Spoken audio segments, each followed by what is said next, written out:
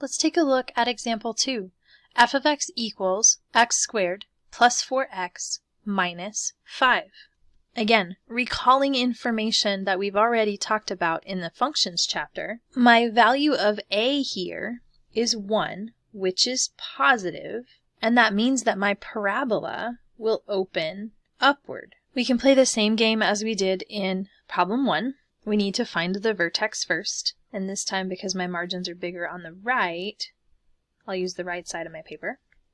X equals negative b over 2a. A is 1, b is 4, c is negative 5. So negative b over 2a. A is 1, b is 4. Negative 4 divided by 2 is negative 2. The other thing that we also did in the last chapter is, instead of calling the vertex x-coordinate x, we also called it h, so that the vertex of any parabola had the form h, k. You can call it whichever letter you want to use, but that hk does become important when we talk about completing the square, or when we talk about translations. So we'll put negative 2 here in the middle on our table, and then to find the y-coordinate, we plug in negative 2 into our function. So the very x value, put it back into the function. X squared plus 4x minus 5. X is negative 2. So I'll take that negative 2 and we'll plug it into our function. X squared plus 4x minus 5. Plugging in negative 2 to each of these parentheses for x. Negative 2 squared will give me 4. 4 times negative 2 is negative 8 minus 5. If I group my negatives together, negative 8 minus 5 is negative 13. Negative 13 plus 4 will give me negative 9. So my vertex is negative 2, negative 9. Just like before, we have symmetry with the table as long as we pick our x values to be around that vertex value.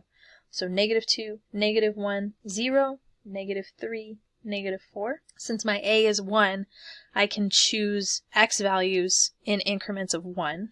If we plug in 0, I always like to plug in 0 if I can. X squared plus 4x minus 5. Plug in 0, we get negative 5.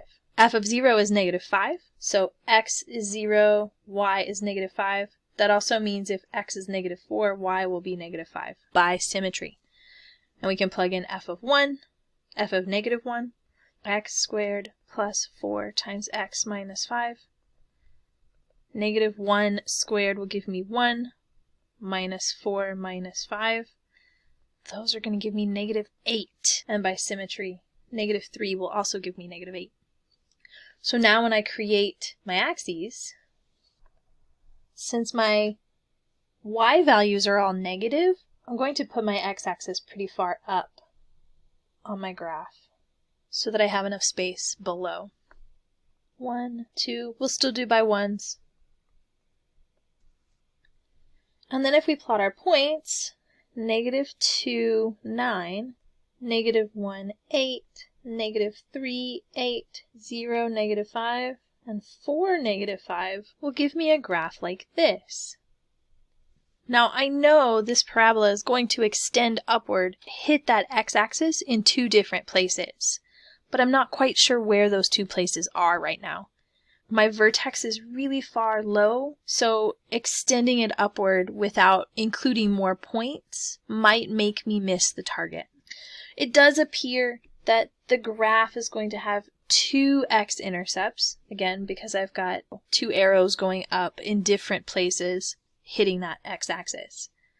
But let's see what those values should be. Let's solve this equation. X squared plus 4x minus 5 equals 0. 2 numbers that multiply to be negative 5 and add to be 4. 5 and negative 1 would work. X squared minus x plus 5x minus 5 equals 0. Factor by grouping.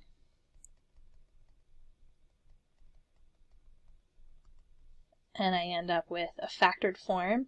X minus 1 times x plus 5 equals 0.